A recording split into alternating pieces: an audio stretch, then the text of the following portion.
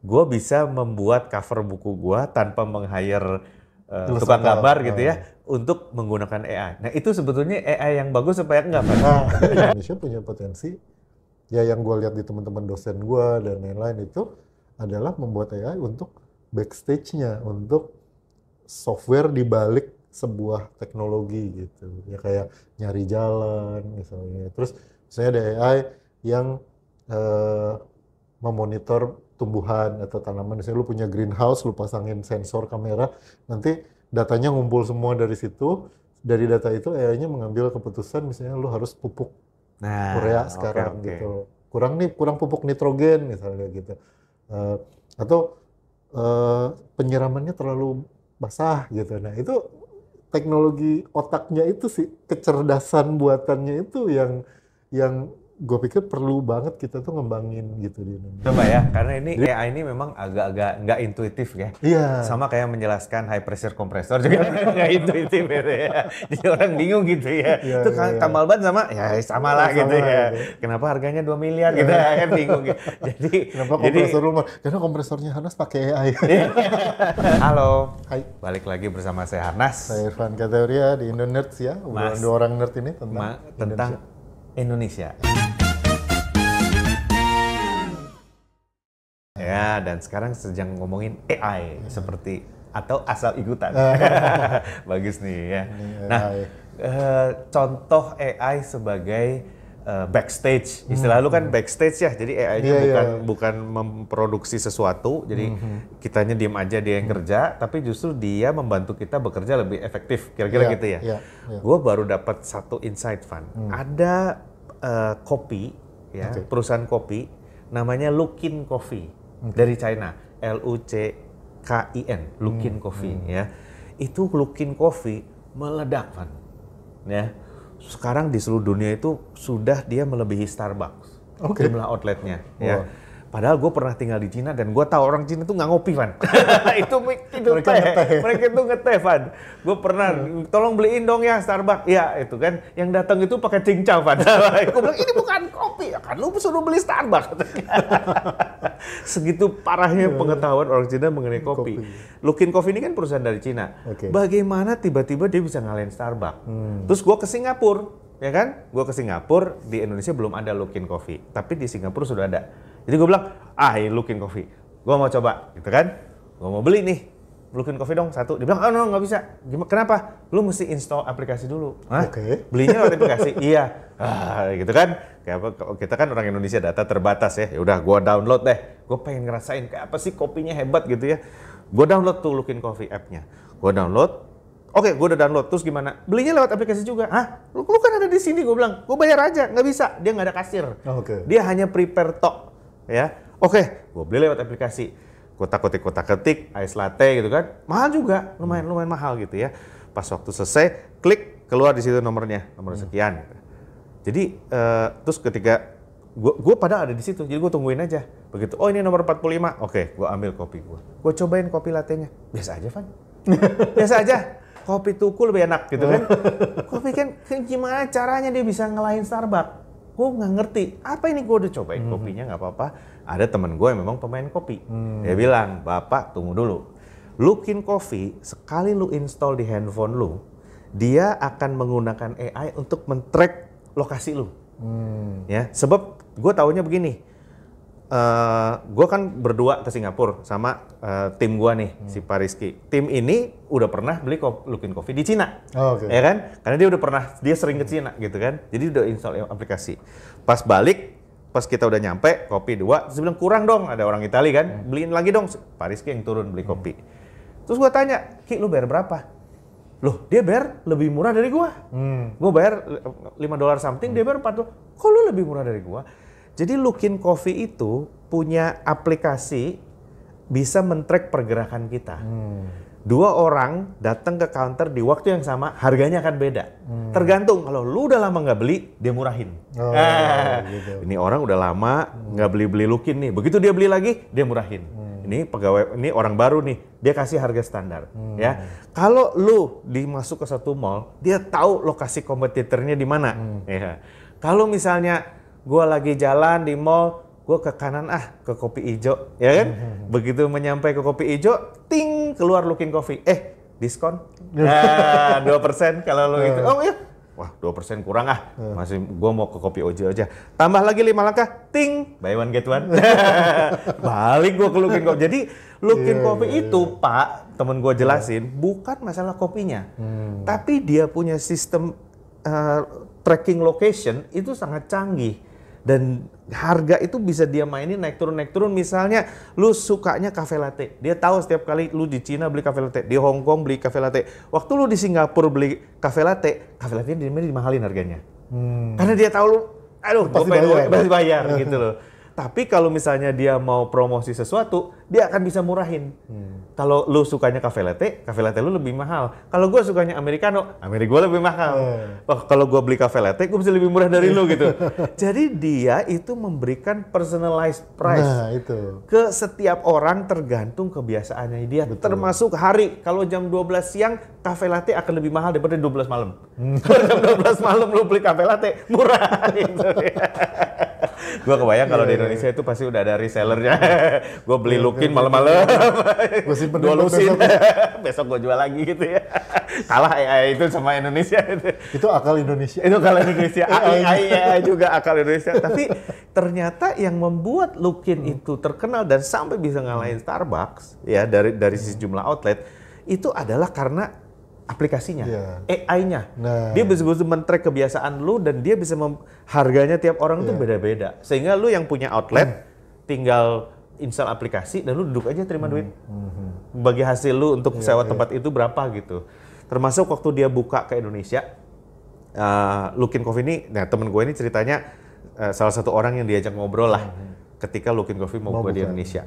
Terus dia tanya, lu mau market study dulu nggak? Gue kenal nih ada temen gue yang ahli kopi. Jadi lu mau no. Gue udah tahu. Gue harus buka di kota ini dan kota ini. Yang lain forget it. Dia bilang gitu. Lu tau dari mana? Ya. Dia sudah mengelacak pergerakan kita, Pan. Gitu. Jadi si Lookin Coffee ini, bayangin Cina itu baik lagi. Orang Cina itu nggak ngopi. Udah jelas lah nggak ngopi gitu ya.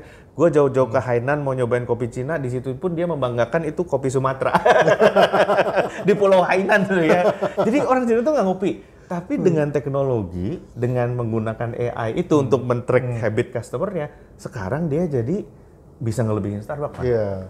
Nah, itu kan memang di backstage AI-nya. Backstage AI-nya, lu waktu pesen kopi, lu nggak pakai AI. Ya kan? Lu pesen kopinya nggak pakai AI. Iya. Tapi AI di aplikasi dia akan membaca pergerakan dan lain-lain. Iya. Jadi dia termasuk membaca stok. Misalnya stoknya ini udah mau habis, dia akan kasih diskon ke barang yang stoknya masih banyak gitu. Dan itu otomatis dikalkulat untuk setiap outlet lu. Berarti kan di episode kemarin kan gue bilang bahwa AI itu mengambil keputusan berdasarkan data. Kalau lu bikin gambar, data itu ya dalam tanda kutip colongan dari artis-artis yang bikin atau ilustrator yang bikin gambar atau lagu yang bikin lagu, kalau audio dan lain-lain atau video juga. Tapi kalau kayak gitu, datanya kan data lu, data dari penjualannya itu, dia, artinya data yang dia dapatkan dari bisnis prosesnya dia sendiri. Dan itu sebenarnya yang menurut gue yang bakal gede, dan itu yang sebetulnya AI itu sebenarnya ke situ gitu harusnya, yang digembar-gemborkan tuh yang ke situnya gitu, bukan lu bisa bikin gambar orang gemoy apa gitu, bukan gitu, tapi kayak gimana lu bisa nge-trace pergerakan orang customer lu sehingga begitu dia mau masuk ke toko lain lu tembak pakai buy one get one, itu luar biasa balik gitu kan. Gue kaget juga pas gue denger itu. Puter balik kan gitu. Nah itu menurut gue ya itu yang penggunaan AI di backstage tuh. Dan jadi itu yang, kita nggak lihat kan AI-nya. Yang amazing gitu. Ya, dia tahu dari mana kalau di mall itu ada outlet apa di mana posisinya. Kan ada di Google Map. Iya, makanya. Dia tinggal baca dari Google Map, dan Google Map kalau dibilang datanya nyolong, enggak, Google Map kan publik. Iya, Google Map publik. Bisa dipakai. Atau bahkan mungkin ya memang mereka punya kerjasama dengan Google Maps atau dengan data maps yang lain gitu ya. Jadi Iya kan, Terus di beberapa kota di dua dunia. kota itu di Indonesia yang mau buka Lookin Coffee itu tanya aja sama ChatGPT. Di Kalau mana saya gitu? mau buka kopi di Indonesia 2 kota di mana Di mana ya ya? gitu. Pasti jawabannya sama karena itu datasetnya sama Iya. juga. Nah, dan di beberapa kota di dunia, gua nggak tahu kalau di Jakarta kayaknya ada beberapa. Google Maps itu di mall ada ya, artinya lantai berapa, toko apa tuh ada kan gitu. Kalau di kita kan masih jalan nih, jalan ini ada toko apa. Tapi di beberapa kota, di beberapa gedung itu bahkan gedungnya ada Google Maps-nya gitu. Ada iya di Singapura itu udah ada Kayak Van. gitu kan. Makanya- Kalau nggak nyasar.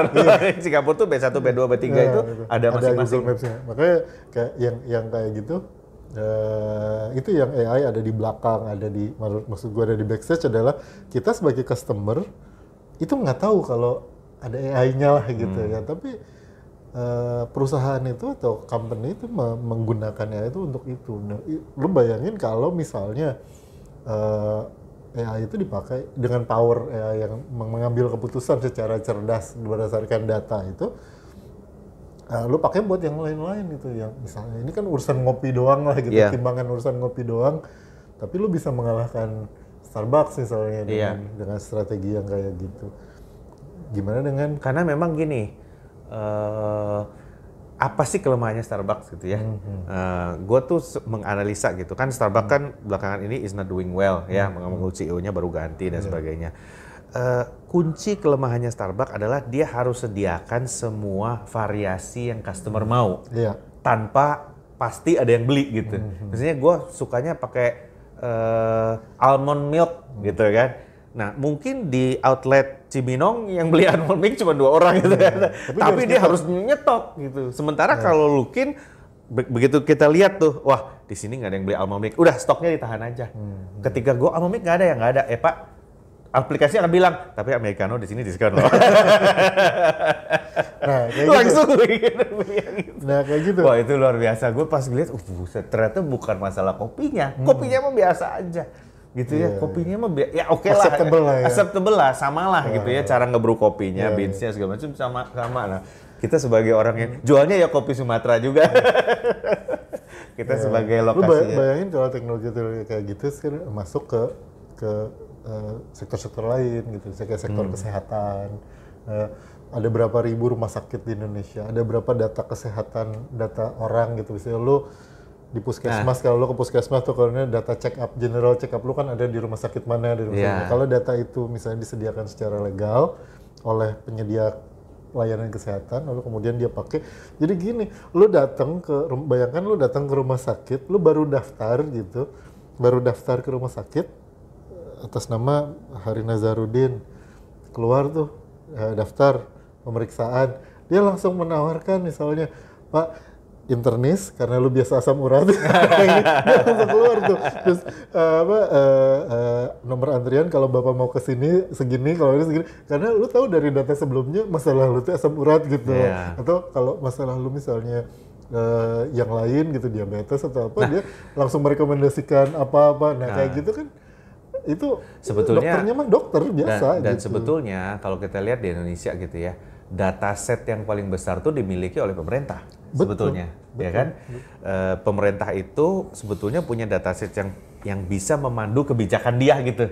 Misalnya gue mau nutupin, gue cuma punya duit 100 juta untuk nutupin lubang jalan, lubang mana yang mau gue tutup gitu. Betul. Kemarin kan kasus tuh ada di kabupaten mana yang bilang katanya 80% dana APBD-nya digunakan untuk bayar gaji pegawai negeri. Berarti untuk benerin jalan, benerin ini, sampah dan lain-lain, itu cuma 20% dari anggarannya. Jadi itu cuma sekitar beberapa puluh miliar. Lah itu cuma punya lu lubang mana yang mau lu tambal duluan, kan? Nah itu kan bisa dilihat misalnya datanya dari pengguna jalannya, jenis pengguna, nilai ekonomi dan lain-lain. Data yang paling banyak yang punya pemerintah. Orang KTP 280 juta, orang Indonesia itu 270 juta ya. Yang di atas 17 tahun lah kira-kira ya, 200 jutaan lebih itu kan data KTP-nya yang pegang pemerintah. Iya betul. Itu aja datanya, data KTP yang pegang itu aja berarti kan sudah ada 270 juta data tanggal lahir, data tempat lahir, data alamat. Ada semua gitu. Pendidikan dan lain-lain ada semua. Gue pernah terkesan banget waktu di Itali ya. Jadi di Itali itu biasalah kita bapak-bapak bertiga gitu ya. Itu zaman dulu nih ya, zaman dulu gue pergi ke Itali kira-kira 10 tahun lebih lah. Jadi udah diterapkan tuh fun teknologinya. Kita bapak-bapak bertiga pergi, tadinya sih nggak mau banyak rokok gitu ya. Jadi rokok kretek cuma bawa 1 bungkus. Hari ketiga bete habis. Mau pulang nih, ayo bete juga, udah beli deh satu. Rokok kan sana mahal banget ya kan. Ada otomatis rokok otomas yang di tembok gitu kan. Lu tinggal masukin koin. Mahal juga ya, vending machine. Mahal juga 10 euro, ini 300 ribu. Udahlah kita beli deh. Ya udah, masukin koinnya. Udah hilang 10 euro, dipencet rokoknya nggak mau keluar. Wah, kita kesel banget kan, digedor-gedor gitu kan. Nah, ini udah masuk nih, nggak mau keluar. Terus dia tulisin bahasa Itali, kita nggak ngerti. Di dekat situ ada orang Itali. Kamu kenapa mau beli rokok? Ya, tunggu ya. Di KTP dia di swipe di situ, swipe gitu. Baru keluar rokoknya, belum gitu. Gue bilang, oh harus nge-swipe KTP. Iya, karena data BPJS ada di KTP, iktp-nya orang Itali. Jadi begitu dia pernah masuk rumah sakit karena masalah pneumonia, dia klaim BPJS, dia gesek, gak bakal keluar tuh rokoknya. Lu aman gitu ya. Nah itu gue bilang, wih. Jadi ektp selain kalau mau buka rekening di scan gitu, ada fungsinya gitu loh. Bisa buat ngerekam data BPJS itu. Data BPJS itu kan tidak sederhana ya, karena lo harus bandingkan dengan data di rumah sakit ini, rumah sakit itu kan. Terus jenis penyakitnya apa, dan nama terhadap NIK dan lain-lain. Jadi datanya itu memang ada ribuan data untuk mungkin ratusan atau ribuan data untuk satu account gitu. Nah itu kan ngolahnya nggak bisa lu pandangin satu-satu kan. Lu perlu menggunakan sebuah kecerdasan untuk mengambil keputusan gitu bro. Nah AI yang di backstage itu tuh yang kayak gitu menurut gua. Dan itu yang menurut gua harus dikembangin di Indonesia. Jadi kalau bilang AI mau masuk kurikulum sekolah SD, SMP, SMA, benar kalau menurut gua harus. Tapi nanti diajarin prompt ke ChatGPT cara nyelesain persamaan matematik. Bukan yang gitu. Bukan yang gitu. Gimana cara membuat paragraf pembuka sebuah kalimat cerita. Bukan yang gitu diajarinnya. Jadi kalau lu mengajarin AI masuk kurikulum AI ke SD, SMP, SMA, yang lu ajarin pertama adalah masukin di pelajaran matematika, bukan buat nyelesain persamaan linearnya. Tadi malam ya, gue baru upload di Instagram, Van. Jadi dengan ChatGPT. Jadi kan ada tokoh sejarah A gitu ya, dan tokoh sejarah B. Nah, tokoh sejarah A sama B ini pas gue teliti, ini orang dua nggak pernah ketemu, atau pernah ketemu tapi nggak ada rekornya. Ini orang ngomongin apa? Dua-duanya sama-sama pintar, sama berpengaruh, tapi nggak pernah ketemu. Ini orang ngomongin apa gitu. Jadi gue pikir kalau gue bikin novel gitu ya, cerita tentang imaginary discussion antara dua orang hebat ini, gue rasa kayaknya bakal oke nih ya, bakal ada yang beli nih novel, gue pikir gitu ya. Terus udah gitu, gue cek sama ChatGPT. Karena gue salah kan, siapa tahu gue salah. Apakah dua orang ini pernah bertemu?